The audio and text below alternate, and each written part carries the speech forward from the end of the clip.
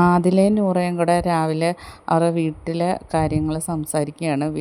കാരണം നമ്മളുടെ സഹോദരങ്ങൾ നമ്മളെ ഇടയ്ക്കിടയ്ക്ക് കാണാൻ വേണ്ടി ഇത് നോക്കുമായിരിക്കും അല്ലേ, ബിഗ് ബോസ് കാണുമായിരിക്കും. അപ്പം എന്നിട്ട് നൂറ പറയണേ, പേരൻസ് എന്തായാലും നോക്കും, നമ്മൾ തമ്മിൽ അടിച്ച് പിരിഞ്ഞോ, ഇനി ഇവിടെ ഏതെങ്കിലും ആരുമായിട്ടെങ്കിലും പ്രേമത്തിലായോ നമ്മൾ രണ്ടുപേരും, അല്ലെങ്കിൽ നമ്മുടെ പുറകെ ആരെങ്കിലും ഉണ്ടോ എന്നൊക്കെ അറിയാൻ വേണ്ടി അവർ നോക്കുമായിരിക്കും. നമ്മൾ അടിച്ച് പിരിഞ്ഞിരുന്നെങ്കിൽ അവർക്കൊരുപാട് സന്തോഷമായേനെ. പിരിയുമെന്നുള്ള പ്രതീക്ഷ അവർക്കുണ്ടായി കാണുമായിരിക്കും.